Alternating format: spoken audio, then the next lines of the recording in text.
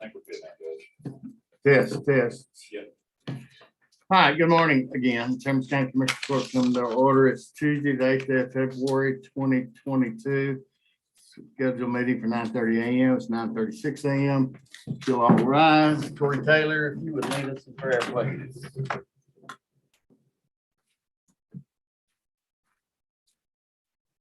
Corey. Oh, sorry. Dear Lord, we just come to you now and just thank you this day, Lord. Just thank you for everything you give us and provide for us, Lord.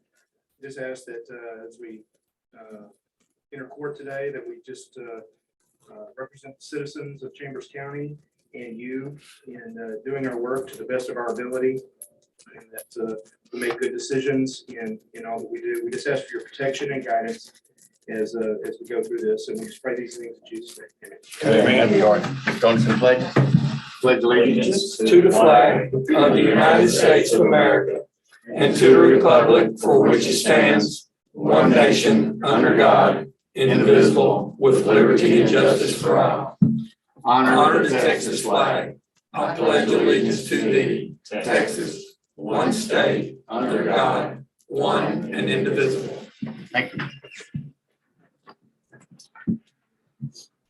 All right, first on the agenda, citizen comments.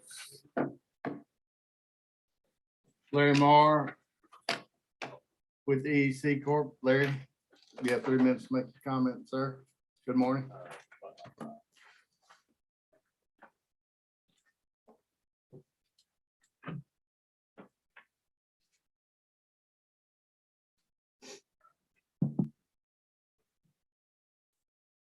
Good morning, Good morning. Judge Sylvia, Commissioners, ladies and gentlemen. My name is Larry Marr. I'm with DEC, the engineer of record for FM 1409. It's a public service comment this morning. I wanted to let the court know that the bridge contractor will be setting bridge beams this coming weekend. I provided a schedule to the court for when they will be setting beams. This will cause closure of the frontage roads at certain times, and it will also cause closure of the I-10 main lanes, mainly Friday night to Saturday morning, and then Saturday night through Sunday morning. The dates and times and everything are on the list that I provided. Just want to make sure everybody is aware. I-10 main lanes will be closed during the night. Thank you, Larry. Thank you. Where's Samantha? Samantha, did you get a copy of this? Or just make sure Sam gets a copy of that. Please. We'll put out. Oh, there you Posted are. on my Facebook page too. Yeah. Thank you, Larry. Corey, you put it out too? Thanks, Larry. Thank you, Larry. Go ahead. Thank you, Larry. Thank you, Larry.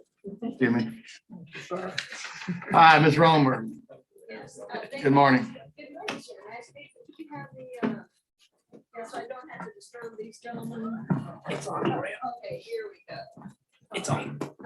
Hello, yes, thank you, Judge, Commissioners, for giving me this time. I'm Gloria Romer. I'm the managing editor and publisher of the Seabreeze speaking. And what I have to say today isn't really a comment, it's more of a request. As I was going over the consent agenda and I was paying attention particularly to number 20 and 25, there's all these costs about the baseball fields, the Anahuac baseball field, the Winnie complex that's coming up in the west side. And what I'm asking, and I honestly don't even know who to ask, but if there's a way that we can get a project report of each baseball field separately as to what the cost is. I have, information that came out last summer, and I think it's all changed since then, and I think the costs are ever changing. And again, I'm requesting if on next meeting's agenda, that we can have somebody that will do a presentation as to exactly what the costs are and where we add in regards to the $47 million of the certificates of obligation. Thank you. Thank you, ma'am. Thank you. All right, William White. Will? I saw Will somewhere. There you are. Oh, you're here in case we have any questions. We'll get your item. Okay, thank you, Will. Right, and administration 1.1, discuss and consider approving contract for election services for Barbersville ISD for the May 7th, 2022 general election. Ms. Hawthorne, good morning. Good morning, court. The contract is our standard contract for use of our equipment for May 7th. I want to kind of do a little explanation for not only y'all, but for the public. So currently, we have a primary election that will take place on March 1st. So early voting starts next Monday, and it'll be from 8 to 5 in 4 locations. And then the second week, the Monday, we will not have election because it is a federal holiday. So we will pick up voting again Tuesday through Friday, the second week from 7 a.m. to 7 p.m. And then with election day on March 1st. We have also an election on May the 7th, which is a Saturday. This is a uniform election day in the state of Texas, where city and schools usually have when they hold their elections. This year, the governor has called for Sorry. this year, the governor has called for a special election to also take place on May the 7th, where we will have 2 constitutional amendments to vote on. And that took place in the second and the third special session of the legislature. So Chambers County will have an election. The Barbers Hill contract is in front of you for an election with the city of Mont Bellevue. Anahuac ISD will have an election, and East Chambers ISD will have an election. East Chambers has opted to joint contract with the county for May 7th, and the others have not. So our office is extremely busy, as we will have ballots by mail going out for that election right after the March 1st primary. So I just want to make sure that everyone is clear that the primary election is basically the 2 parties in our state have the election and narrow down the candidate for which they want to see on the ballot in November. The May 7th elections will be bond elections, school board elections, and constitutional amendment elections. Statewide, if we have runoffs in the primary elections, so a runoff would be the 2 top candidates that had the most votes, that neither gained 50.1%. That'll take place on May 24th. So we've got a very busy election season going on, and I just want to make sure that there's no confusion on when the elections are held. I will have the East Chambers ISD. And so also to note that school districts are in charge of hosting the election with cities. So I will have the East Chambers ISD joint contract available for our next court, the Anahuac ISD joint contract available, and of course you see the Barbers Hill one today. Any questions? You mentioned, I thought you said that only East Chambers had opted to have a joint election so far. That is correct. So why are we doing the joint elections with Barbers Hill and Anahuac? They do not want to.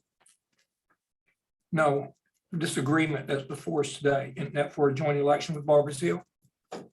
I'm sorry, Billy, say it again. This agreement that's before us today. The agreement before you today is for us to contract with them for our election equipment. They Oh, will- for the equipment. Okay, will not for hold- the joint election. Okay. Correct. They will hold their own election as well as Anahuac. Okay. thank East you. Chambers is going to jointly contract with us for the May 7th. So we will have in precinct 7 and 12, we will have the 2 amendments plus the school issue on the same ballot. And Barbers Hill and Anahuac, we will have separate polling locations for the issues of constitutional amendments versus school or city issues. So do we have enough equipment to hold our own election plus rent them equipment at the same time? Yes, sir. For a constitutional amendment, we should have to. Usually extremely low turnout. Do, Commissioner Hammond. do we facilitate the hospital district election? Yes, they would jointly contract with the schools. And that'll be May 7th. That'll be May 7th. Commissioner. And med districts and water districts and et cetera. Yeah, so you're really busy. Understatement there. Upgrading our machines. When are we sending them off after this election? Are we still on a good timetable to get them back?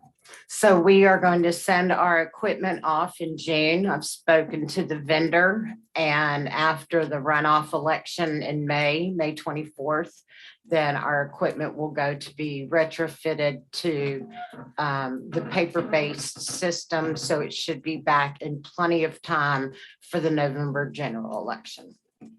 I tell you what, I commend you for the job that you've done with not only redistricting this area, your whole staff. I appreciate it. Well, thank you. We also did our mass mail out of voter registration cards. So we have gotten a lot returned to sender, return to sender. We've gotten a lot returned. And so all of that has had to be put into the system today. By our deadline was today at 2:00. And so we've worked tirelessly through the weekend, all kinds of things to make that happen. But I need to give full credit to Leanne Martin. She has been an outstanding county employee and deserves a lot of appreciation. There was a number of people we have moving in the county. I know a lot of them are registered to vote, so I know that is heavy on knowledge. It is. Thank you, sir. Well, yeah, thanks to all of you. Great job. All right, I'll entertain a motion. So moved. Motion by Commissioner Tice, second by Commissioner Gore. Those in favor? Opposed, motion carries. And Thank you, with Ms. that said, Hawthorne. I'm going back to work on the left. Okay. Go to the other Hawthorne. He's got something. He's got to go there too. 17.1, discuss and consider CCID 1, Terms County Improvement District 1 Agreement for Law Enforcement Services. Good morning, Sheriff. Good morning, Judge, Commissioners. Morning, Sheriff. We are in negotiations and talking with CCID number 1. Some people would call it TGS. Trying to put some additional law enforcement services because the expansion of the growth and the financial. They have a lot of product. They have a lot of buildings. They have a lot of construction, and some of our criminals have been coming over and trying to take advantage of some of that construction equipment. And TGS and CCID number 1 have asked for some additional services. So we have tried to work it, and they want it to be more robust. And they have agreed to fund some deputies to work overtime projects nightly in the district. It is a taxing district. It is fully the responsibility of the sheriff's office. It is in the Baytown ETJ, but they've never adopted it as far as their city limits go. So our resources, as you 5 know, are relatively limited. So the best way for me to get them the services and sources to put a deputy in there working an overtime project. That way they're working for me, they're working for you, they're working for the taxpayer. Because ultimately when we do have a crime in there, it's ours anyway. So it's not like working a Walmart parking lot. It is truly the taxing district that we tax them as a county, and then they have their own tax from the CCID number 1. And the number 1 ultimately I think is going to pay this. John Klein is here, so there's any questions y'all have. It's a good thing for me. It's a win-win for the sheriff's office. You know, one of our goals that we hope to do is to eventually work into some kind of contractual agreement, potentially also with the city of Beach City, since their sales taxes done them well. They feel like they could probably utilize some additional law enforcement services and potentially contract with the sheriff's office also. So there's really no cost to the taxpayer. The only cost that we're going to have will affect my budget will just be fuel and maintenance on the cars. And the way I see it, it's the county and we need to be there anyway. So I have no problem if they want to pay for the overtime hours for the deputy. So you put So- another deputy on the street at night. That's right, puts another and deputy on the that street. will be able to respond to Beach City, go anywhere. Yeah, we had a If high something- priority 911 call, obviously in the Beach City area, they would be available to make that high priority call. And our deputy's gonna get overtime. Correct. Yeah, it's not just the Beach City area, it also reaches out over into the Baytown 146 area and stuff, so unincorporated areas there that are close by. Correct. There's no doubt. Now, I will tell you this, I do have a responsibility and obligation to TGS to provide, keep that officer there as much as we can, but anything that's a high priority call. The phone rings. Yeah, absolutely. Right. That's right. And I just want to commend you and TGS for doing this. This is what I call, a true partnership and a win-win for everybody. So I think it's a great deal. I think it is too. It is. And like I say, a lot of sheriff's office, especially in California, they do a lot of contracting where the sheriff's office does the entire city policing and they contract through the sheriff's office because the infrastructure is already established and they don't have to rebuild another second police department. And so obviously anything we can do, especially for a taxing entity inside the county, I think is tremendous when they want to put the dollars with it. So. Yeah, I think it's great because CCID #1 could just hire guard service just to go through and then that provides nothing for the other citizens of the county. So, Correct. Right. Well, And we have a for lot more, deputies. obviously. Right, and for our deputies, right? Obviously, a police officer has the ability to act on suspicion where a security guard does not. So that's where we really gain the benefit by using a police officer that has the ability to act on suspicion. So. All right, well, I'll move for approval. Second. Motion by Commissioner Combs, second by Commissioner Hammond. No questions? Those in favor? Aye. Opposed, motion carries. Thank you, Sheriff. Absolutely. Thanks, CCID1, John. And while I'm here, Judge, it's not the agenda item yet, but I just want y'all to know before I step out and head out, is that I have no problem with the agreements that we're going to be discussing in regards to the music festival. I'll let the 5 of you determine what you want to do for the times. You want to go to it before you leave? That's between, I have no problem with it. If Seth want to, I have no problem at all. Ryan's up there too. Right, 10.1, discuss and consider mass gatherings, outdoor music festivals, rules and regulations. Morning, Ryan. Morning. Okay, so 2 things regarding that. The court had already approved regulations concerning mass gatherings, which are outlined in state statute. So just how the county is going to approach that permitting process. So besides cleaning up language in there, the main change made to this document is, and I provide you a red line and a clean text version, was there's also a requirement in Texas Occupations Code for a music festival permit issued by the county clerk's office. The highlights of that is if you have a 3-day event and on any 2 days of that event, there's live music provided and there's more than 5,000 in attendance of that event, then they have to register with the county clerk's office, obtain a permit. The law is very specific on that it's the county clerk. And it also says that the fee's $5 for them. So what we did was we combined both of these mass gatherings and music festival in the same document so that we could approach that consistently moving forward. The other change regarding mass gatherings is the Texas Health and Safety Code states that the Commissioners Court can set a fee for mass gathering. It goes in the general fund, but then the court can decide how best to allocate that. So moving forward, that's a change we need to make sure that the fee, if the court approves, is deposited correctly into the general fund and then used however the court thinks they need to use it to support the efforts of issuing those permits.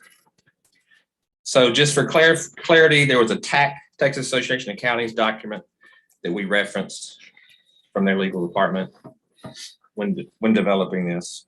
And so it's a little strange that Texas Occupations Code 2104 has a similar permitting requirement as the Texas Health and Safety Code 751 does for mass gatherings, but that's those are in statute, and so we're going to do our best to make sure that we're following those.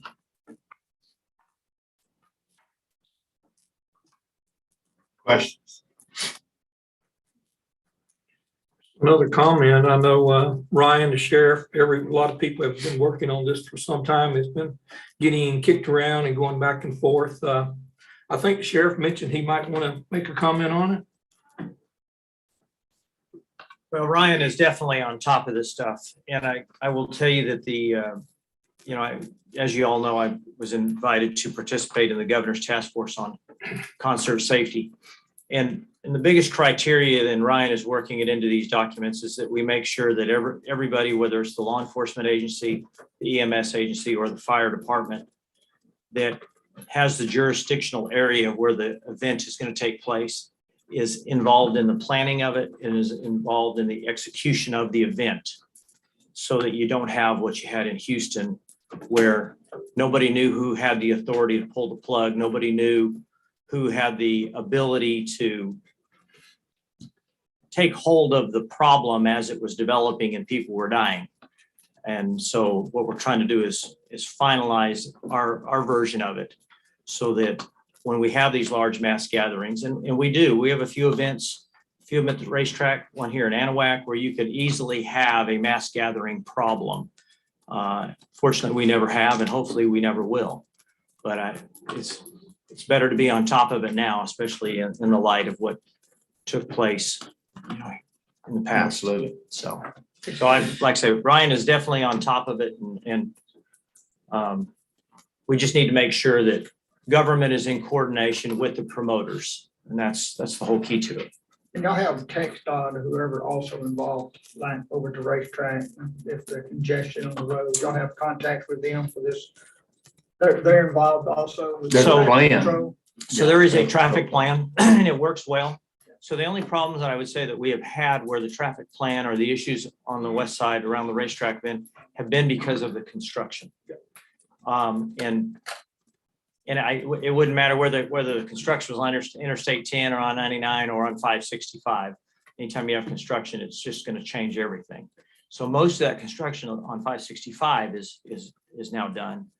99 is getting there, but so there's no question about it. When we have another major event like that, there's going to be congestion, but I don't know as the promoter or TxDOT can do anything to change it, except, we may want to do our best to put some public information out there that there's going to be an event and avoid the area. So, The residents, I've taken several calls from the residents, that live right across from Raceway Park.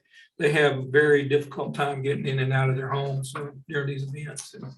That's definitely a downside.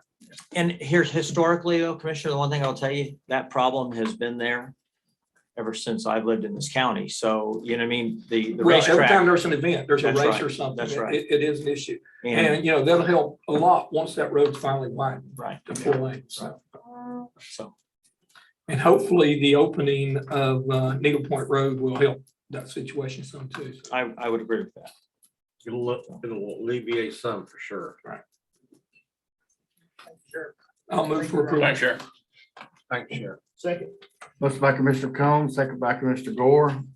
Any other questions? Ryan, thank you so much, Sheriff. Those in favor? All right. Opposed, motion carries. Go to 10.5, discuss and consider variance request from Houston Raceway Park for the Freaky Dicky Music Festival.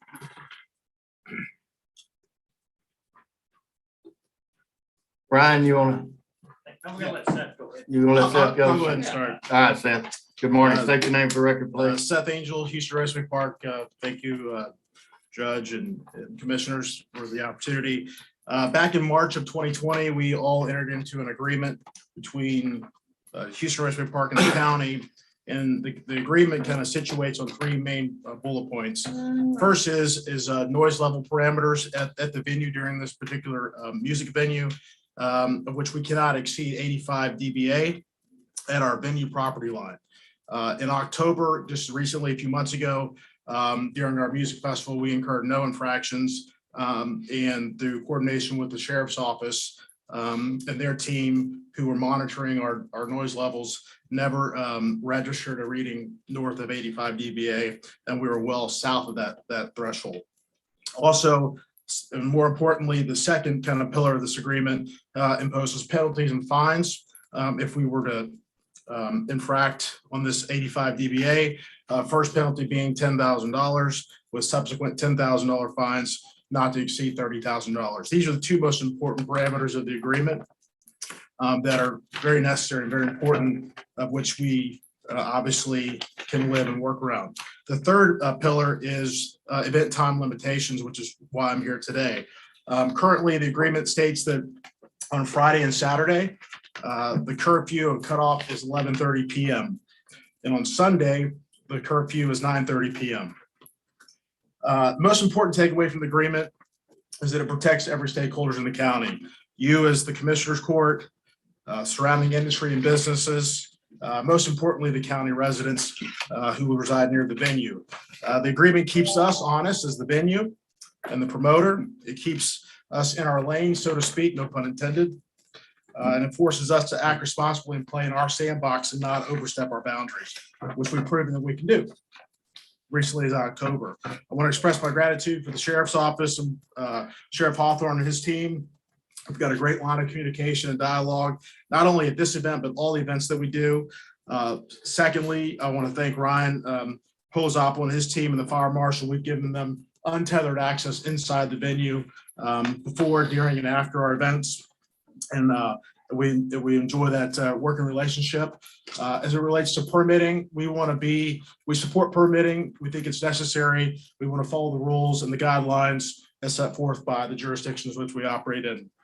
Our music festival this past year in October was on Friday and Saturday because of the curfew restriction as it relates to Sunday.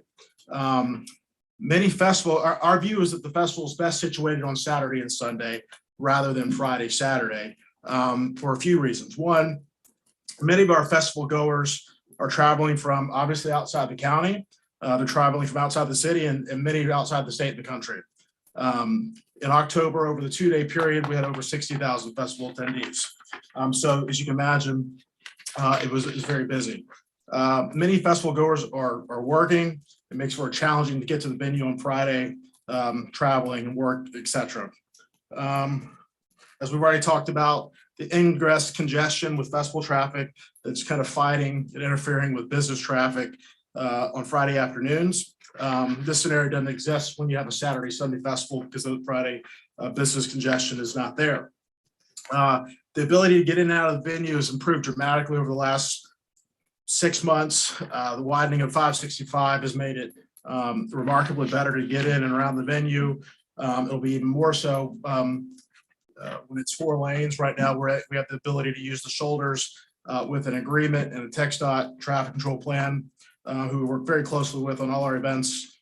So it's made it a lot easier. As we mentioned earlier, the opening of Needle Point Road will relieve some stress, traffic stress there.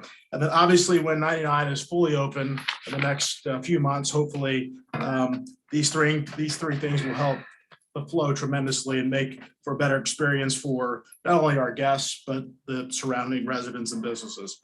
Lastly, just like to reference a few other venues that's similar to us that have curfews and agreements in place similar to ours. The Cynthia Woods Mitchell Pavilion, the Woodlands, has 11 p.m. curfew for all their days. Whitewater Amphitheater in New Braunfels also has 11 p.m. curfew. And pretty much standard industry is 11 p.m. Some cases much later than that. Today, I'm asking the court to consider amending the agreement that we have in place today as it relates to Sunday's curfew of 9:30 p.m. and extending it 90 minutes to 11 p.m., consistent with the industry examples that I provided. And having said that, everything else in the agreement would stay intact and remain in place as it is, and keep us true and honest to what we're trying to do. Thanks, sir. Sheriff. You like to weigh in? Well, I will tell you that everything that Seth just told you is 100% accurate, that there is no doubt that the highest reading that we could actually ever get was in the 60s. So there, his music technicians or engineers definitely did what they said they could do. So I have no reason to think that they won't do that and perform that well again. And I will tell you, just so you all will understand it, I was with some of the deputies that were using the electronic equipment. We were on top of the bridge over on 99 that goes over 565, and we had a northwest wind, and all we could get was 64 decibels. So And that's the reason for the 930 was the noise, correct? correct. So that's. Because of noise. that's Yeah, it was taken care the of. school children and the issue that we had with a previous concert. That was the reason that we wanted Sunday nights to stop a lot earlier. So the only thing that I would ever, because I'm a open book and I'll always have full disclosure, the only concern I have is the bass occasionally, because the bass doesn't get picked up on the decibel reader like the higher levels do. So if they'll just continue to work on trying to keep that bass down, we sometimes get complaints for some reason. We don't get them in the Chambers County area. We get them all the way, complaints from the base or over in the Baytown area. So I want to do everything we can to respect them. But I see no reason from the sheriff's office perspective. I'll let the five of you determine what time, but we have no objection to what he's requesting. And I will tell you that I do agree with him on the Saturday, Sunday. The Friday issue became a little bit of a nightmare because of the school buses. As the concert goers were coming in on Friday, it was clogging up the school bus path. And so when he says work traffic is one thing, but I'm more concerned about school traffic than I am work traffic. Great. So I do like the Saturday, Sunday idea better. With that being said, I'll let y'all figure it out. Thank you, Sheriff. You bet. Motion by Commissioner Tice, is that Been, variance to 11 p.m. yes, sir. Have a second?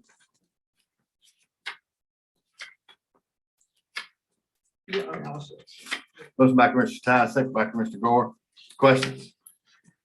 Discussion, I don't mind working with them. I still feel like we need to be cognizant of the school kids and maybe, I was thinking about some kind of little compromise all the time. The sheriff just mentioned that he didn't read any decimals above 60 or 65, I believe he said.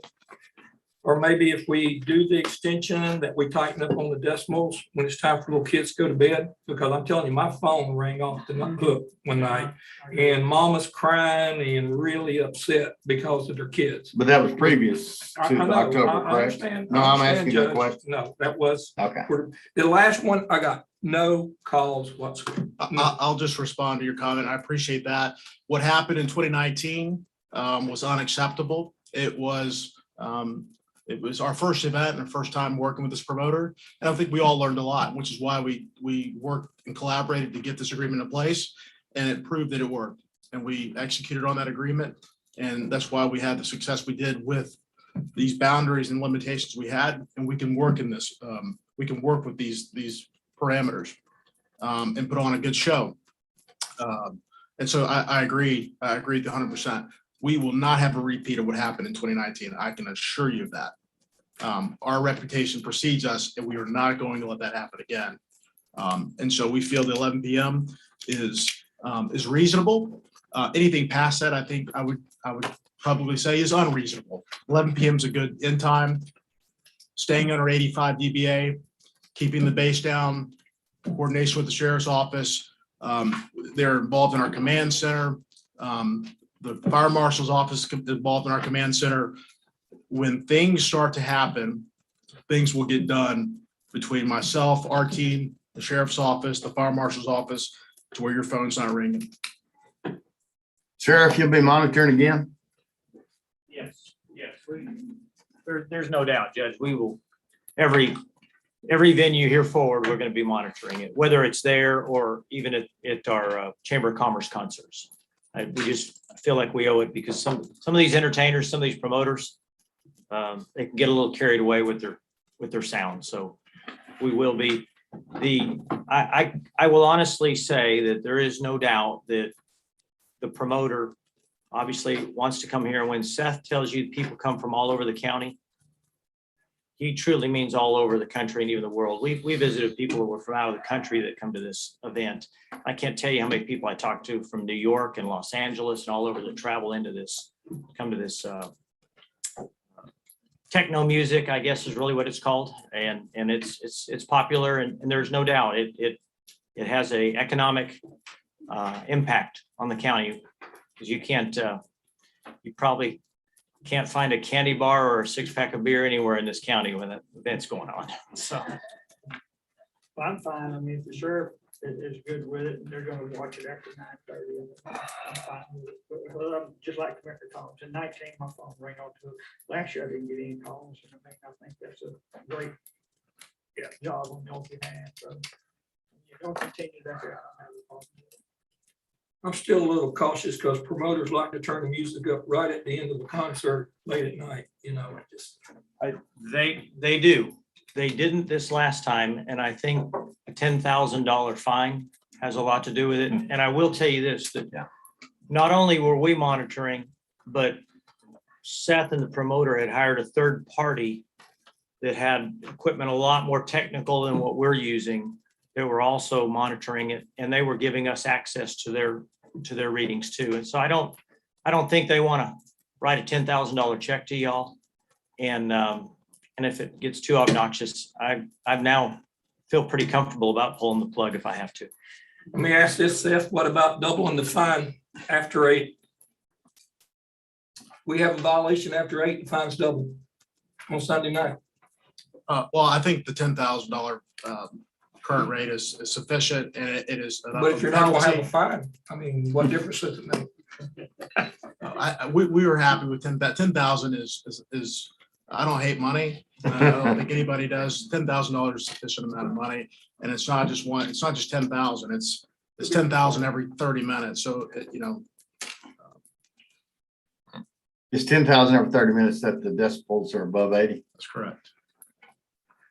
And just for the record, in 19, which is why it didn't happen in 21. In 19, the current artist that was at the end of the night had full control in their rider, in their agreement with the promoter over the soundboards. The promoter and us, the venue, had no control over what was happening. That did not happen in 21 because we did not allow it to happen. And the promoter had full control of the soundboards, which is why we did not exceed 85 because we just weren't going to let it happen. And it'll stay that way. Well, if it's not gonna happen, what's wrong with doubling the fine? Because $10,000 is a lot of money. I understand, but that indicates there's a possibility it might happen.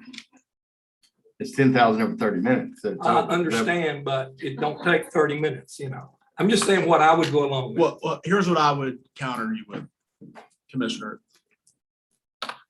I would say instead of 30 minutes, we can drop down to 30 minutes and say every 15 minutes where it's a shorter window of time. And the fine is doesn't cap at 30,000, we can cap it at a higher rate. But $10,000 per infraction is severe and steep. 20,000, I think, would be unreasonable. I could go with it. Every 15 minutes on campus. That's sustained at 15 minutes, though, and these I decimals, believe we're not if looking they at hit being it, if they sustained. hit it doesn't matter. I think 11 o'clock's too late for school night. Well, if your decibels are down, you're not keeping the kids up. I agree, if we hold it down. All right, I got a motion and second on the floor. We at 10:30 or 11? 11 was motion, Mark. Second. I'm going by what the sheriff has said and what they did last year. I'm fine with adjusting the rate if you want to. I mean, I'd be fine with adjusting the rate. It's just not gonna be fine. It's, you know, if there's no violation, there's no fine. Well, I mean, right now I got a motion for to approve it as requested at 11 p.m. Unless Can we adjust that? that's up to Commissioner if he wants to, if he wants to amend his motion. I think 11's fine. I think their past histories revealed that they're working hard to do the right thing. I think the sheriff and Mr. Holzapple perfectly clear. They're comfortable with it too. And if they're comfortable with it, I am too. I just don't, I think we shut it off at 10:30. I think between 10:30 and 11, it's not going to make that big of an impact on the decision with the parent. So, no, I'm good with the 11. Your amendment still doesn't change the 30 to 15 minutes. Do you want to amend your motion? I can do that because they were 15 instead of 30. Okay, so I'll- I gave a motion second earlier. You want to amend your motion to every 15 minutes versus 30 minutes for the final. That's correct. With 11 p.m. Okay, Yes. so I would amend my motion. as well, Judge. wait, you got a second. You want to amend your second? I second, but I mean, it is. You want to agree to the amendment to the second? I will. Okay. Except, I mean, I don't think it needs to be that constant 15 minutes like Mr. Combs was saying. I mean, if they hit it, I mean, we're gonna get phone calls. So, I mean, I'm fine with the 15 minutes and uncapping the amount of money. So fine, because he said he was fine with raising it above 30,000. Fine, Commissioner. That's what he said, right? That's correct. Okay, I'm fine with that. It's fine. Well, the amendment doesn't have the cap still at 30 because we didn't address it in the amended motion. We go with the cap still at 40. No, It's your Let's motion. remove the cap. Remove the cap. And Oh, wait, so you want to amend your amended this motion? is unbelievable.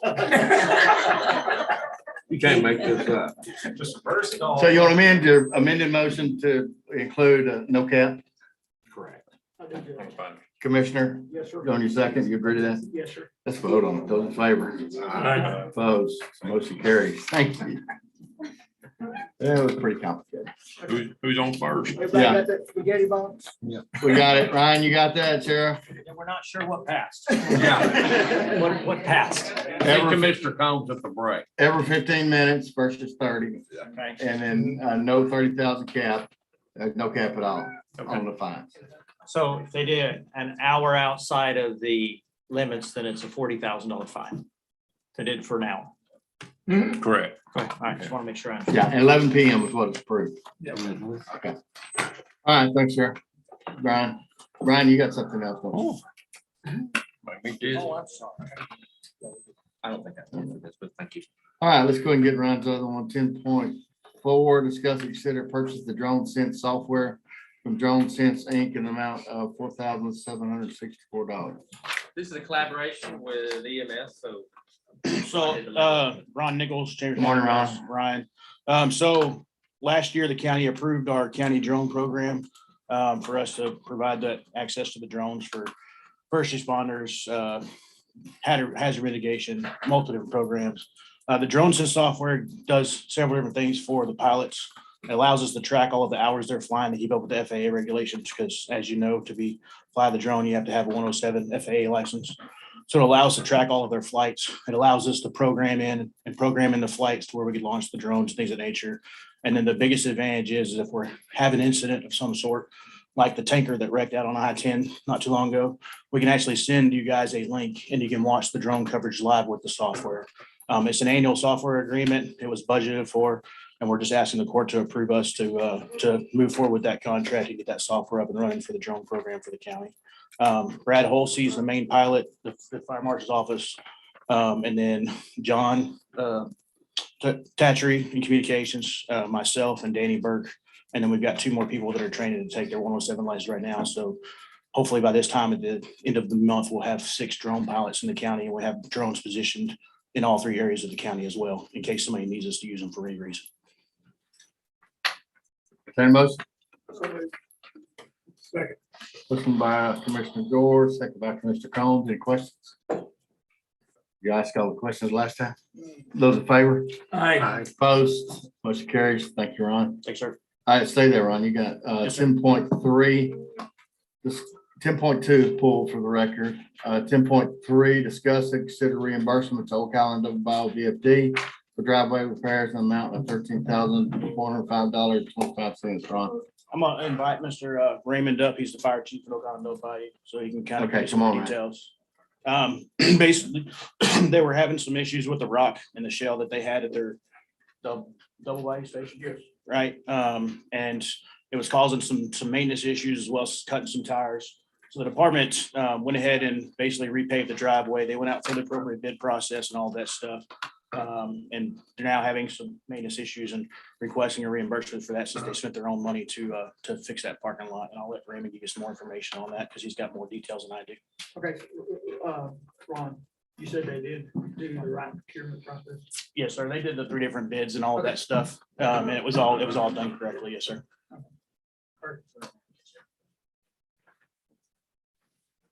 Morning, Raymond. Just state your name for the record. Raymond Andrews, Fire Chief of Oak Island Double Bayou Volunteer Fire Department. Thanks, sir. And last year, we entertained bids from 3 different contractors to hot asphalt the Double Bayou driveway and parking area in front of the fire station. The county had been spraying this with oil and trying to sand it for several years now. And that would hold up for about 6 months, and then we'd start tracking rocks back into the station. And also when we're leaving the station, we're throwing rocks off of these big truck tires onto the roadway. And so we saw that as a safety hazard. We had, as a fire department, had hot asphalt at the Oak Island fire station after it was completed. And that had worked very successful for us and held up quite well with the weight of the trucks. So we had made a decision to go ahead and hot asphalt the Double Bayou Station parking lot and driveway area also. We used a local contractor, which was our lowest bidder also. He had hot asphalted this parking lot and sealed that parking lot and seal coated the Oak Island parking lot also. So it was kind of a 3-step process for us. It's holding up quite well, and everything is working out quite properly. I feel this move has improved the county's facility at a very low cost to the county and the taxpayers. Thank you, Raymond. Appreciate it. I don't mind us approving this, but I think it comes up next time you come to budget and request it to be put in a budget. Ron, so I think that would be the proper procedure going forward. Yes, sir. But, as long as everything's done correctly, George. Yeah, just to make sure that everyone understands, they didn't go through our procurement process. They did a procurement process, and I appreciate them doing that, but they didn't come through the office to make it an official county project, just to make sure everybody's clear. And I agree, Judge, it probably needs to be done, and I'm glad they did do it, but they didn't follow the procedures. So, yeah, and like I said, I think it's our property, it's needed and it's done, and I don't mind reimbursing. But next time, let's come to court during a budget time and say, hey, we need this, let the court approve it, and we'll go through the proper process, the county procedures. Yes, sir. Well, I apologize. That's all right. Following the proper. It's Ron's fault. He should coach. That'd be So- a motion, Judge. We'll go ahead and approve it. Motion by Commissioner Gore, Second. second by Commissioner Tice. You got a question, Commissioner Hamlin? Just comment. I talked to Ron yesterday and we're gonna make sure that all the fire departments understand the process there. So make sure we get it done right. Good. I don't have any objection to doing the work, but we are gonna need those other 2 bids just for the documents. You hear that, Raymond? So we have those. I'm sorry. If you give us a copy of all 3 bids. Yes. So we'll have them in a record. Yeah, that way we'll have them here, but yeah, just want to reiterate, we need to and go through the proper process to get this stuff done. So we don't mind doing it. We just kind of need to know it's coming. So. All right, I got a motion second. No other questions? Those in favor? Opposed, motion carries. We thank you guys for what you do down there. Certainly. Most definitely. All right, back to the top.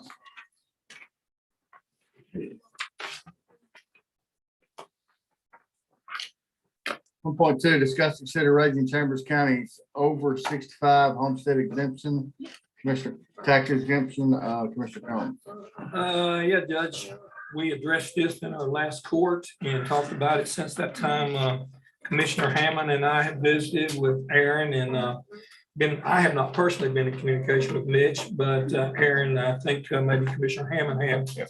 So after our discussion, Commissioner Hammond and I thought we wanted to suggest to the court that we increase the 60,000 that the county is currently offering to just say 50%. But Mitch has informed us that we cannot do a percentage. We have to do a actual dollar figure on it. So our proposal would be to raise our 60,000 to 200,000 exemption. I believe the average home in above 65 in Chambers County now, it's approximately what, 153,000. Let me get these numbers out. 257. I tell you what, Aaron, why don't you just explain? Auditor Aaron, would you? So I gave you all that form this morning. You did. So if you look on this is like the updated version of it. You look on page 4 on the different cat codes.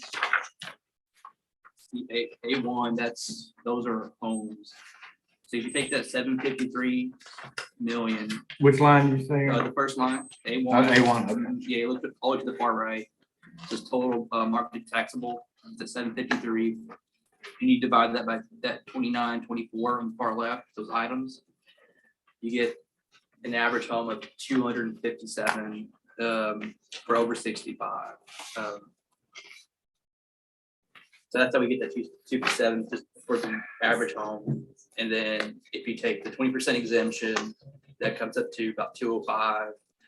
And then if you do the $200 amount, that's 5,600. So someone who's over 65 who's got 257 house, they'll pay taxes on $5,600, which is about $30. So that would be for next tax year. Mm-hmm. So do we know what that's going to do to our overall collection? Well, if you do a total exemption, that's about $2 million. Yeah, 1.9. 1.9. Yeah. So without knowing the exact house ranges, I wouldn't really know exactly what that looks like. But the max is 2 million. Right. So it would be less than that. So what's your proposal to make that up?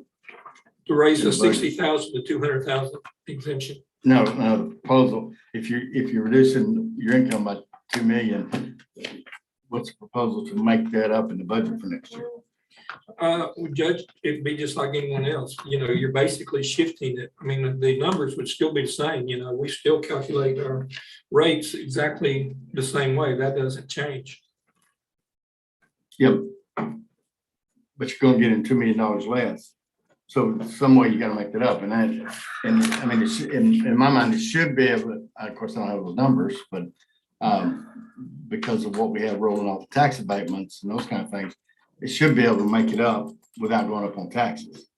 Aaron, Well, Aaron and I have talked about it a little Right. bit, but so we should be able to make it up. Actually, industry's gonna pick up.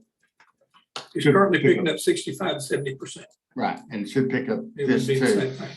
because of what's coming back on the tax roll due to abatements. But it would still be the same formula for the no new tax rate that we would calculate. I mean, that wouldn't change.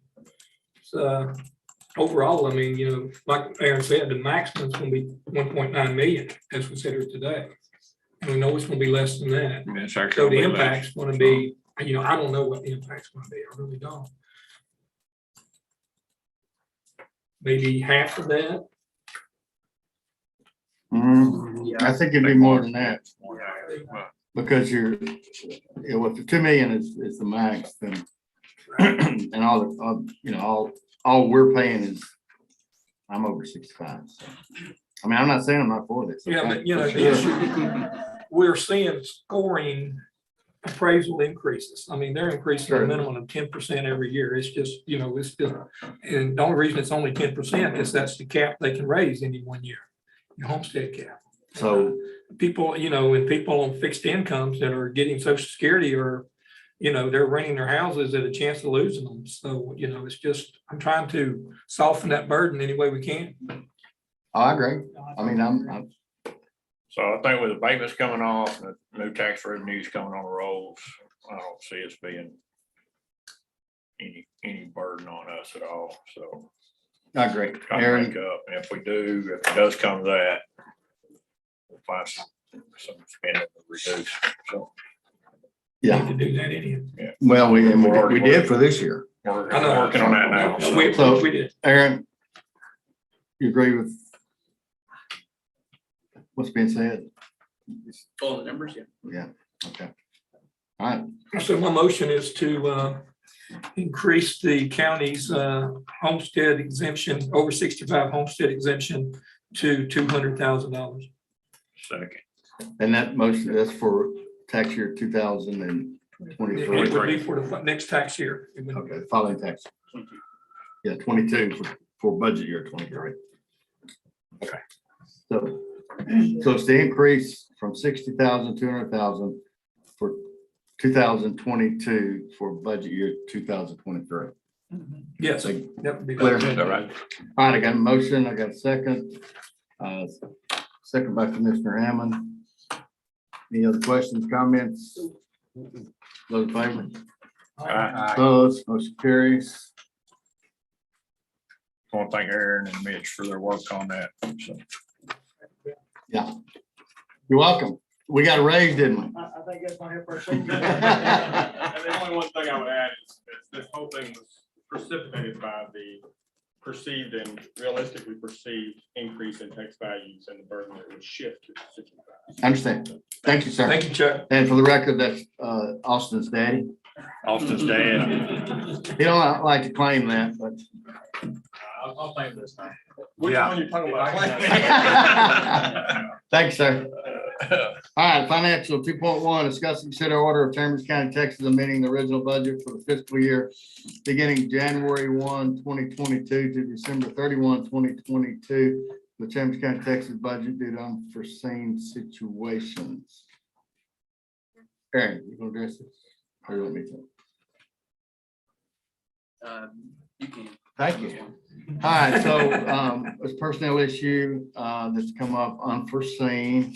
And for us to address this personnel issue, we need to amend the budget. HR budget, Yeah, which so is in the budget adjustment register on page 17. Aaron, go ahead. yeah, that's all we mentioned too. The total increase to that budget would be 69,000 for this year. That would include all the salary and benefits to it. Wait, the increase, how much is the increase? Get 69? But she's using her part-time funds. So I thought the increase was 37. Oh, I didn't know that she was gonna do that. Yeah. So 37,574 is the adjustment. So not knowing the part-time part, the full adjustment would have been 69,060, and then the part-time. Well, we budget her money because she's gonna have an employee out for a period of time. So we budget her that money to fill in for that employee. So this employee would actually fill in for Other people too. So for really, that person plus would be a floater filling in for other folks also. This should resolve that personnel issue that Correct. everyone should be aware of. so then the budget adjustment that's in the packet is incorrect, correct? Yeah, it is if the intent was to use that part-time money. It'd be less. Yeah, you see it on page 17 here. salary HR assistant. Very first one.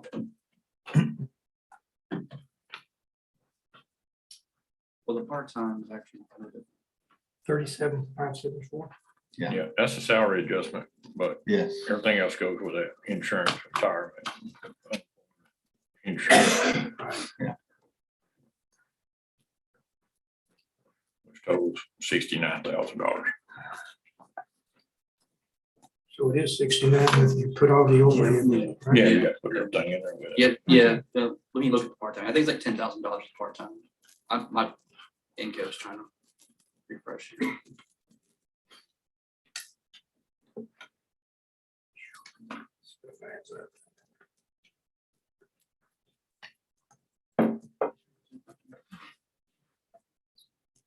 Good, mine's slow.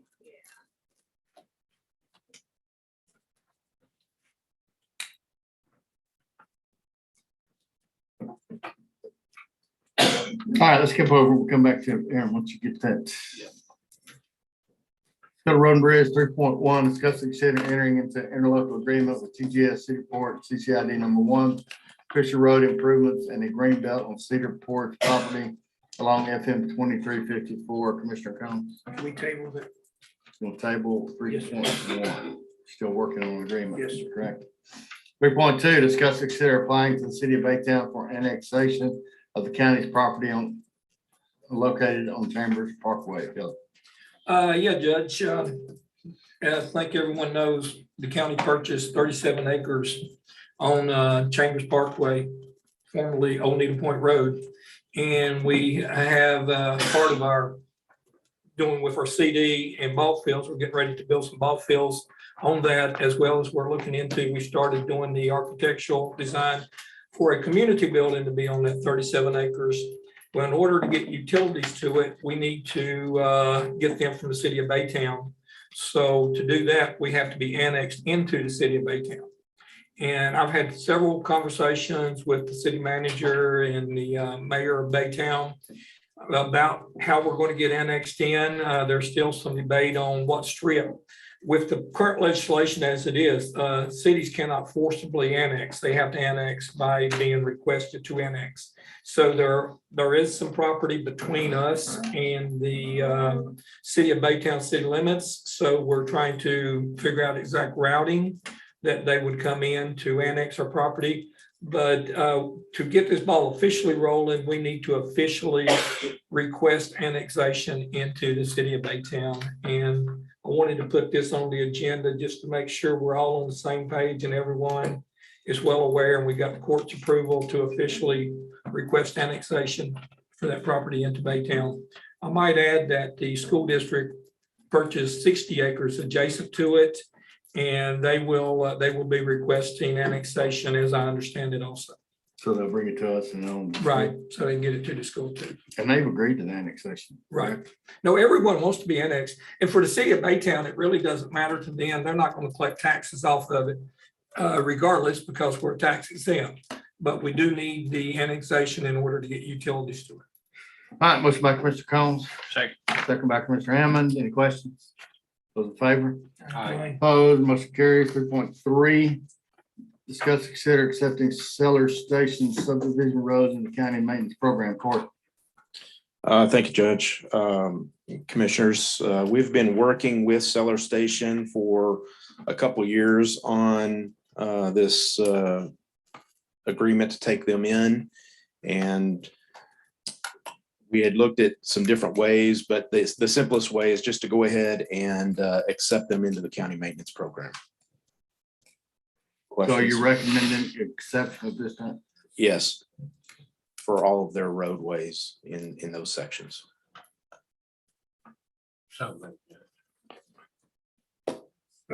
Motion by Commissioner Tice, second by Commissioner Combs. Question? Are they still extending through the back of Seller Station? That is a. Is that Winfrey Oaks? Yes, 3? it's not a, well, it is a Winfrey Oaks, but it's not part of Seller Station. Seller Station is, has kind of off of 3180 and goes back, I forget the name of that roadway. I'd have to look at the map, but anyway, it goes back there right before that. And then that other subdivision actually connects in. Right. And they've had some issues with, I think, the other subdivision trucks entering and exiting out of there. So this will provide the sheriff department to go in there and do some enforcement, provide us opportunity to go in there, do a little work. And so I think it's a good thing. And they've met our requirements. Correct. It's exceeded the 2 years. That's what I mean. Yes, right. All right, got a motion second. Other questions? Those in favor?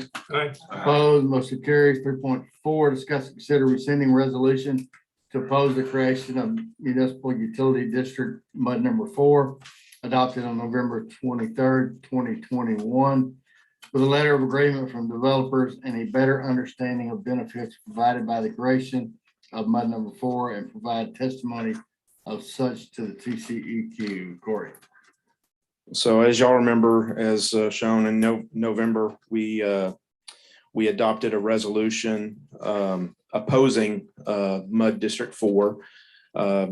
We got notification from TCEQ that it was being created and really didn't know a lot about it. They had not worked with us and communicated with us in its creation or the subdivision and anything that was really happening. So there was just a lack of understanding of what was going on there. So the safe bet was to go ahead and oppose it. We were concerned about connection for drainage outfall and for their utility outfall, as well as roadway connections. But through working with them over the last month or so, we've come to an understanding that, you know, there are some benefits there. They've actually provided an MOU that y'all have with you this morning that is signed. With this acceptance of the MOU, and we would also be submitting testimony to the TCEQ later today because our hearing is tomorrow. And so if y'all agree with this, we would, like I said, we would accept the MOU and send testimony to TCEQ saying that we've done such, proposing that it would, you know, be able to move forward. Nathan Brandemart has done a lot of work as attorney on working on this agreement. He's here to testify as well. Counselor, good morning. Good morning, Judge, Commissioners. The developer in this matter who is developing and proposing the MUD 4 has agreed to the MOU that we drafted on the terms that we propose. I believe it satisfies the county and their interest and concern. And so I think the plan is to rescind the prior resolution that the court made back in, I think, November of 2021, and to go ahead and notify the TCEQ that we have withdrawn that resolution and no longer want the contested case hearing set for tomorrow. All right, Commissioner Tice, this is your first time. Yes, sir. Your Honor, met with the developers and a representative. I believe Matt's here today. Morning. Welcome, Matt, and hashed out a lot of things. There was a lot of misinformation out there. Matt, if you wouldn't mind step up to the podium and introduce yourself.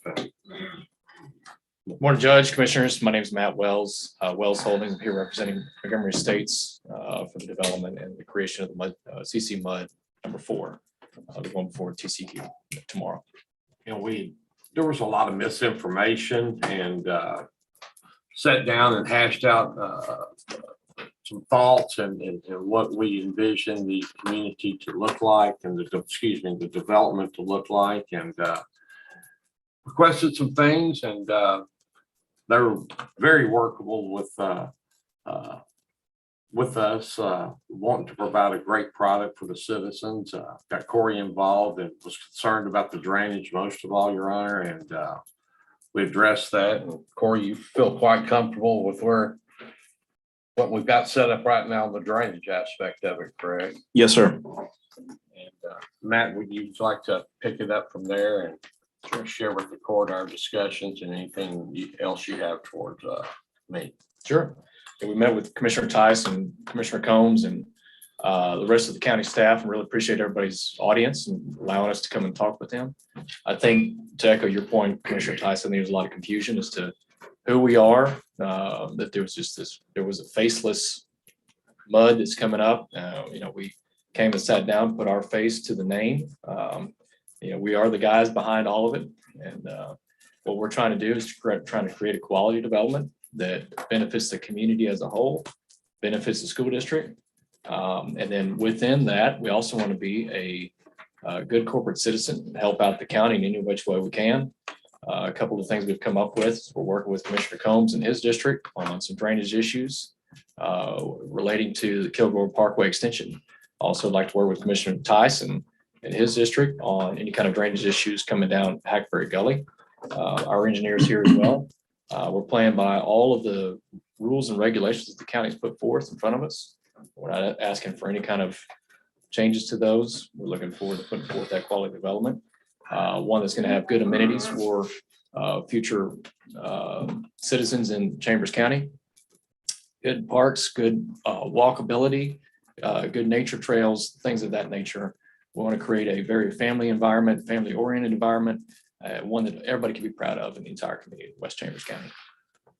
Yeah, I like the fact that you've agreed to work on the regional, not just your drainage, but help out that regional drainage in that area. Yes, sir. Because it's definitely needed. Absolutely. Certainly appreciate you stepping up, y'all stepping up and not blanking on that, Matt. Now, we were here during Harvey. I was one of the guys on a boat pulling people out of the water. So we've been here. We know what's going on. So we want to help out in that regard. Okay, thank you, man. Appreciate it. Yes, sir. All right. Commissioner, So moved, Judge. motion by Commissioner Ty. Second by Commissioner Combs. Any other questions? Comments? Those in favor? Opposed? Motion carries. Nathan, I'll sign the MOUs, or I will right now. All right, 3.5, discuss and consider agreement for Pacheco Coat to do the existing condition drainage analysis for Kilgore drainage. Corey. So we talked about this a little bit last court. This is just, we have to get the existing condition so that Freeze and Nichols can work from that to come up with corrective measures for Kilgore, and also improvements that we're anticipating getting grants for bringing it up to Atlas 14. So this is, we've worked back and forth for streamlining the work that Jim Roberts would do under this agreement, like I said, to this existing condition. And so ask for your approval on that. Move for approval. Second. Motion by Commissioner Combs, second by Commissioner Hammond. Questions? Those in favor? Aye. Opposed? Motion carries. Sam?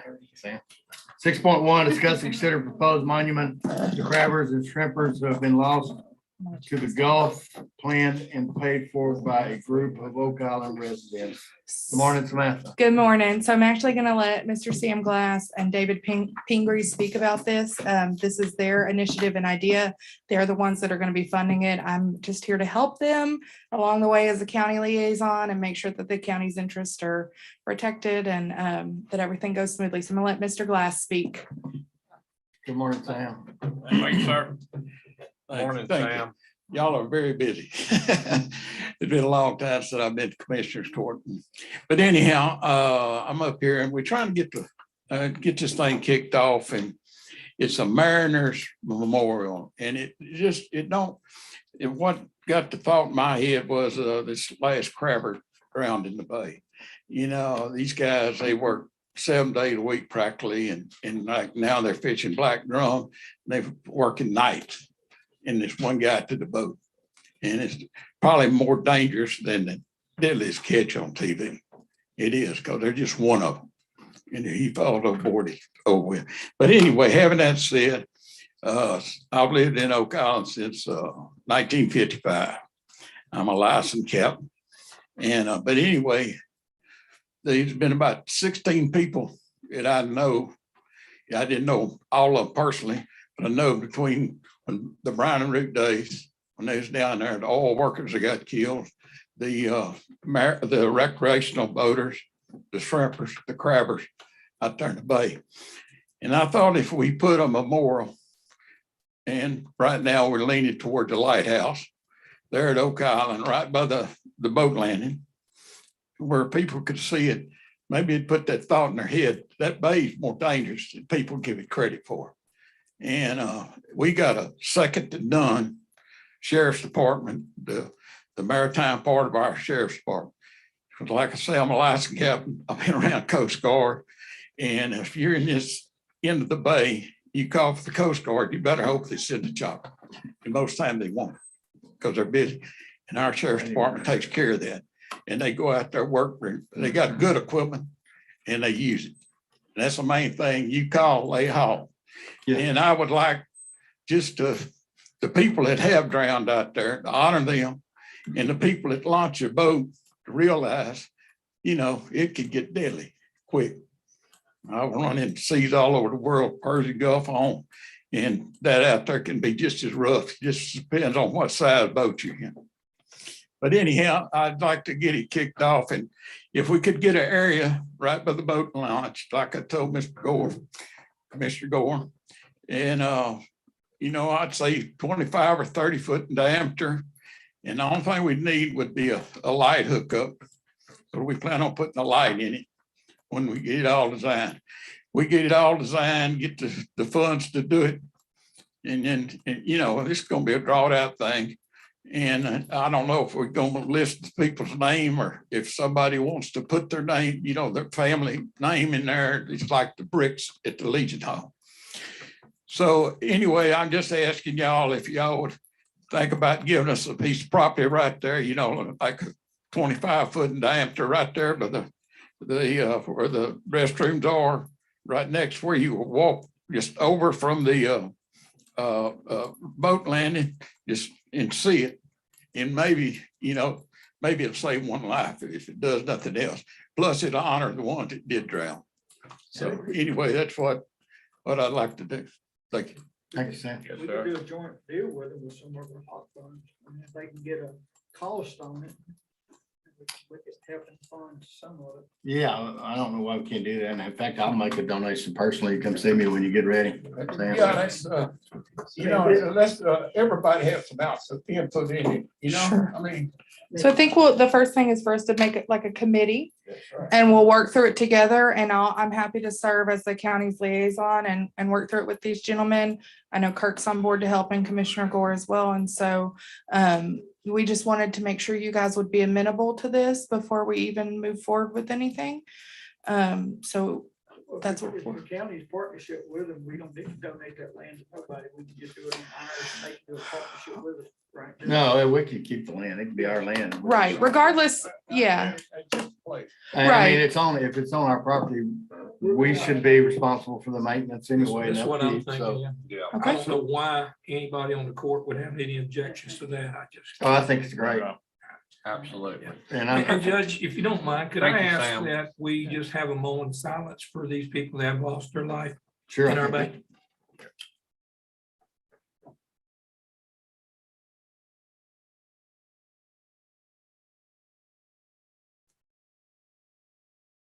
Thank you. That's quiet as it's ever been in this court. Awesome deal. Yeah, I want to thank you. Thank you, sir, for bringing that to us. All right. I don't guess we need a motion. We'll just, If the county's gonna be a partner, we can just work through it like that. you can make a motion if you want to, Commissioner. I think that'd be my motion, Judge. The partnership with, Partner with the community down there to build this memorial to lost souls within the bay. Second. what's by Commissioner Gore, second by Commissioner Hammond, and all those said yes in favor. Thanks, Sam. guys.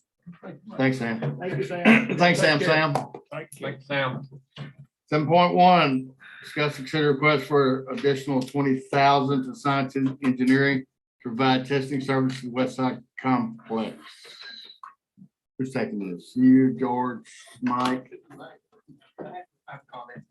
Good morning, Mike. Good morning. This is basically for material testing. And I guess I can say that, you know, that project over there has got an absolute ton of concrete on it and steel and everything else that needed to be tested. So our original first, I guess, estimates of what this might cost us were a little bit lacking. And this is just basically to add to it so we can bring it up to date and get the bills paid. And, you know, I talked with Mike this morning about this. It concerned me that, I expressed it to Mike, that it concerns me when we're continuing to do change orders and stuff. And he explained it to me. It just worried me that sometimes contractors underbid stuff and they want to make that money on change orders and stuff like that. I want everybody to understand that material testing, I hire, the county hires the material testing people. They hire the geotech. So they work directly for us. Okay, does PBK calculate the amount of testing we need? Who does that? Who does that calculation at the beginning of these projects when we put them out to bid? Because when we put this. I go through with the geotech and try to figure out what we think it's going to be. In the plans and specifications, it says specifically how we test products. Okay. And I got to tell you, I'm not going to call it a wild ass guess, but I mean, it's absolute. How many times are they going to come out there and take samples of concrete, stuff like that? It's just a guess. And that's the reason I asked you. People ask me, hey, if we're paying architects this big amount of money, we're paying your staff this amount of money. That's the question I get, and that's the reason I wanted to. In the real world. Well, I know a little bit. You gotta. Yeah, no, but when you're getting questioned about it, you just want to make sure everybody's getting. You got to understand that a little bit of it, I go off of other projects that we've done and what it typically costs. This is a huge project. And we changed some stuff on it. So, and part of it is my fault because when we first started that project, we didn't put it in as a whole project. We started with the first phase was 7.5 million. So that's where I started the PO was for 7.5 million. Then we added the second half to it. So I had to add to that. So it maybe looks a little worse than it really is. If we'd have started with the whole thing, that PO would have been much bigger. Yeah, no, I agree, but when we have that project, this project, you know what I'm saying? I understand. I appreciate that. And this isn't something that we want in somebody else's contract. I want to echo what Commissioner Gore said. I mean, I agree. Change orders just really don't look good. And what we're paying for architecturals and stuff, you know, I think we're seeing way too many change orders in general for that. But I do have a question. Is this item repeated on 1932? Or are we asking for two approvals? What's the deal? What happened was last court, we came and we asked for $20,000 and y'all pulled it. In the meantime, George, we had bills that were coming in that exceeded the amount that we had in that account. And George had approved the 20,000 before, and then y'all, last court, I guess. So they pulled this 20,000. They Right. pulled that would have got us to 70,000, Mike. That's what this 20,000 is going to do.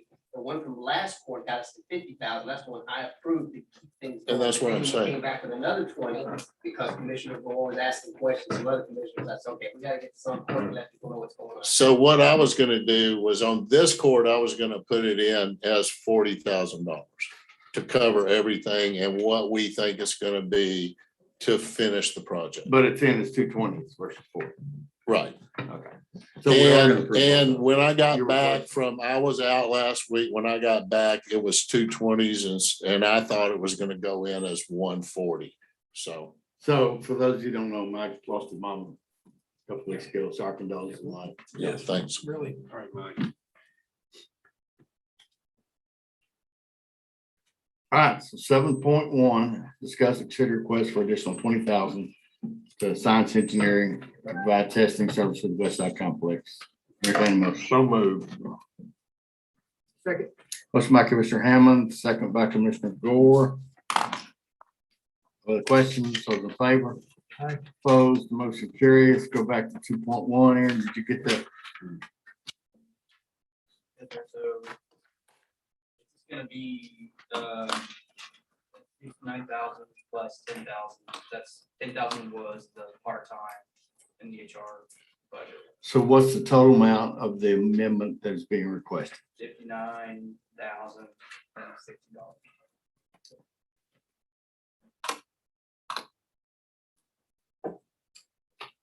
And this is pertaining to a personnel issue.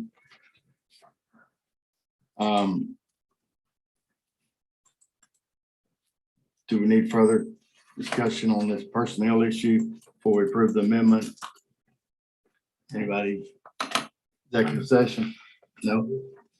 Okay, I'll entertain a motion. Motion by Commissioner Combs, second by Commissioner Tice.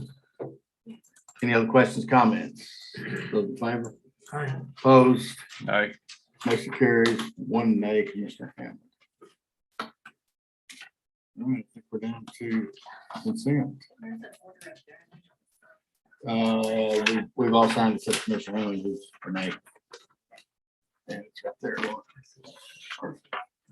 All right, consent precinct 4. Okay. Can we start with 1? Not too soon, I wasn't ready. Precinct 1, come on, Jimmy.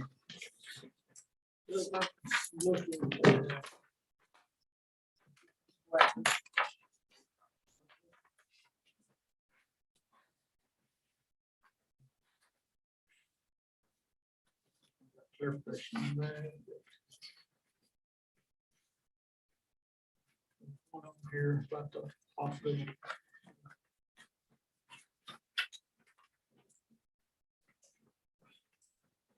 No fishing.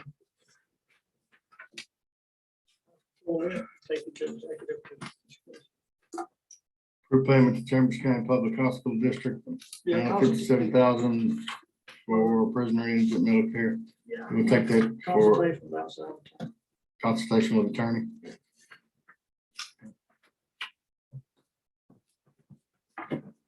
Anything else?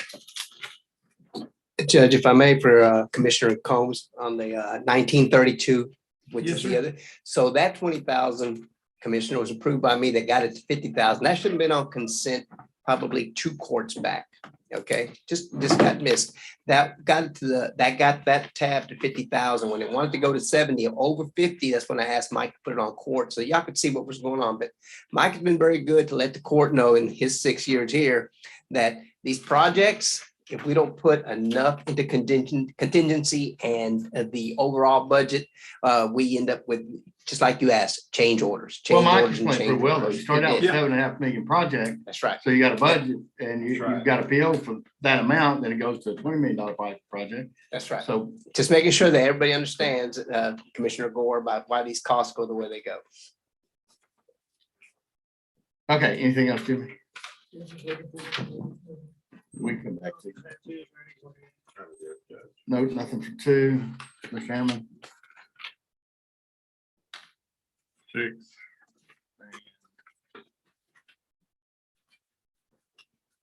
6 for executive session. Yes. Payroll changes. Hey. 6 for executive session. Yeah. Just payroll changes. Just-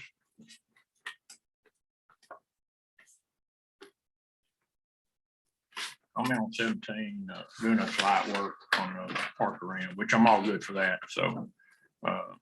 I just noticed we didn't have any local contractors apparently bid on installation. So, So all Commissioner- these guys are outside the county. yes, sir, and this is a repair. We're repairing lights. And the contractor we went with, and Kirk's here to answer that too, is the people that did the Weenie Arena, and they really like the way that's illuminated over there. That's what they're trying to do on this site. That's the reason we went with this contractor, and it's a repair, so we were able to procure it that way. Understandable. Okay. So. Danny makes a good point. my Anytime we concern is, can. Yeah, Yes, we sir. didn't have anybody inside the county. as You know what? contractors I'll let Kirk answer install. that. I don't know. I don't think I saw a bid from inside the county, did we, for the lights on? Morning, Weenie? Kirk. I don't think we did. Morning, Kirk. How are y'all? Good. No, the only close bid that we have was Baytown, and they were about $9,000 higher. Right. in labor. And Commissioner, we try very hard to use county people when we can. I understand. Okay. So just What wanted was it to on? Number seven. installing the lights in the. 17. Lights? Okay, lights, okay. All right, thank you. Anything else?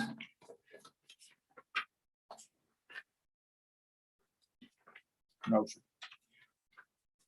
Mr. Combs? Yeah, on item 19 is for the Winnie Sports Complex, but if you look at page 496, it's a budget for Anahuac ball fields.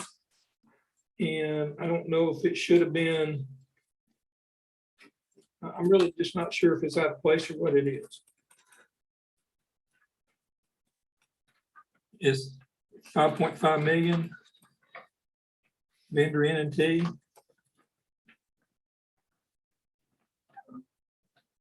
Well, like I said, I was out last week. So you think I it's just know- out of place? I do, but we were talking back and forth email. And it's basically, we're just asking to go out to bid for the winning ballparks.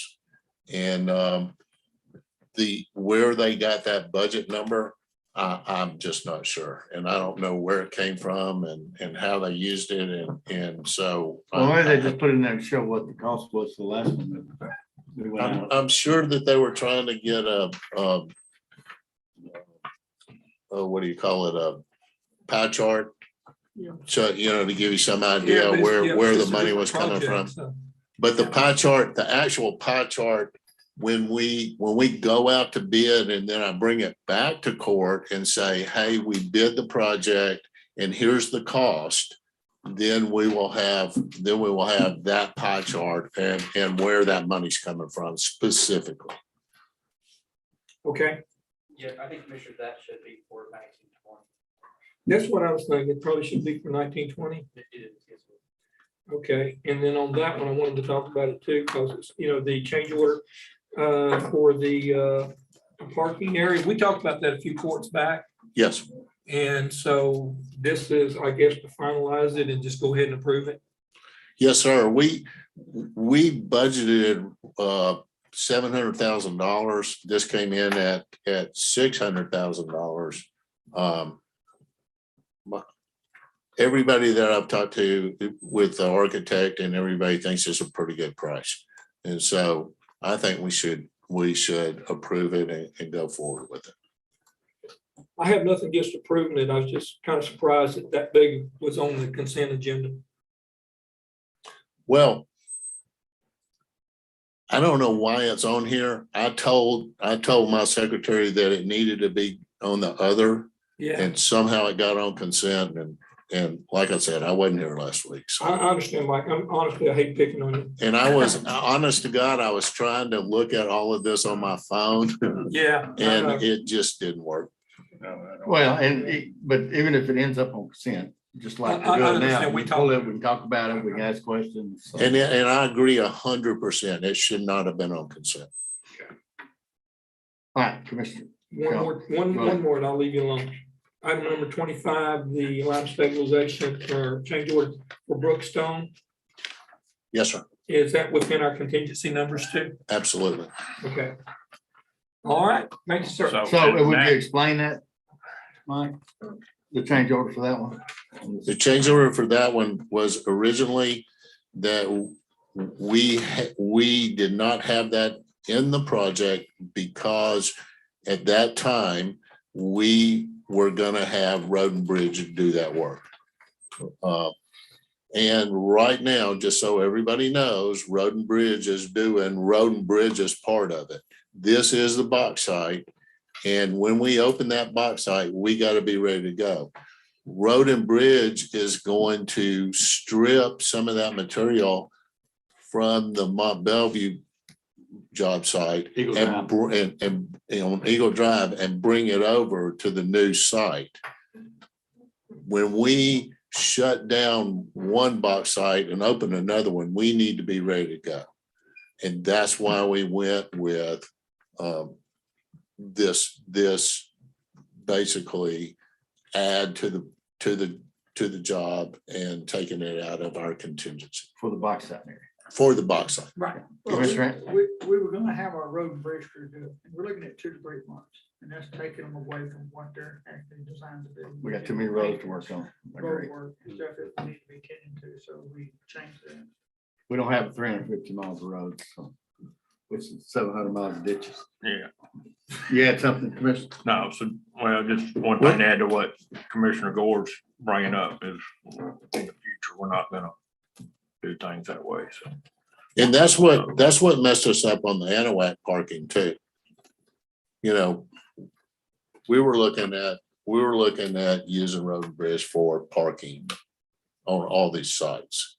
And it just wasn't gonna work out. Just, yeah, we don't have time to do But it. just But we as a road and bridge. Right. All right, anything else? They covered mine, Judge, I'm good. Okay.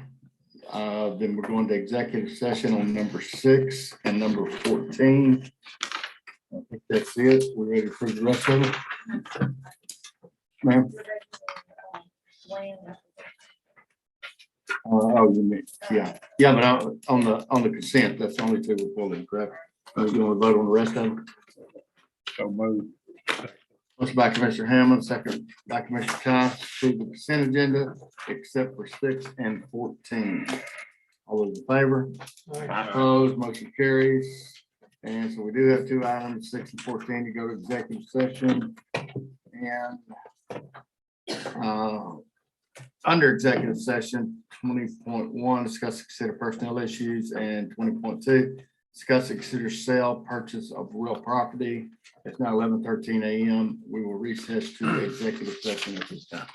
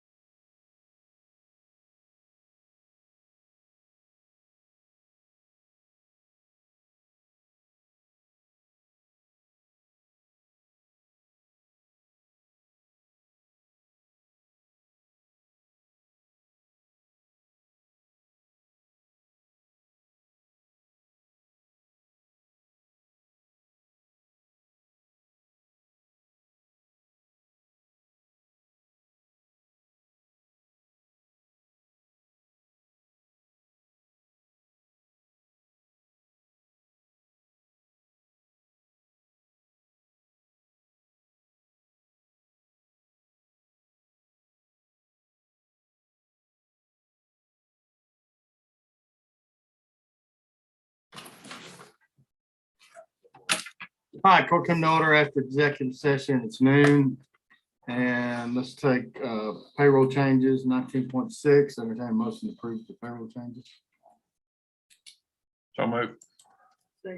Motion by Commissioner Hammond, second by Commissioner Gore. Those in favor? Aye. Opposed, motion carries. Number 14, approve the payment to the Chambers County Public Hospital District, amount of $57,002.22 for prisoner and indigent medical services. Second. Motion by Commissioner Gore, second by Commissioner Hammond. Those in favor? Aye. Opposed, motion carries. Down to executive session 20.2. Discuss, consider the sale, purchase of real property. I'll entertain a motion. Judge, I make a motion that we move forward on the purchase of parcel B and E on reference map That's second. for the Justice Center. Second. Motion by Commissioner Hammond, second by Commissioner Combs. Those in favor? Aye. Opposed, motion carries. Commissioner Combs, you had something? you I wanted do, to Judge, point out? when we were going through our consent agenda, there was an item on there, it's 1913. Accept the excellent and safety award from Texas Association of Counties Risk Management Pool. I just want to congratulate not just the people in our safety department, Wendy Vola, but Ryan Hosapple also, and everyone that worked together to get that. That was quite an achievement, and I think they deserve recognition. Yeah, including the employees. And the employees, right? She did tell me when they do actually get the certificate, the award, we'll bring it back to court. Great. Good Okay. point, Billy. Thank you. Yeah, thanks for bringing that up. All right, nothing further to come before the court. 12:02 PM. We are adjourned.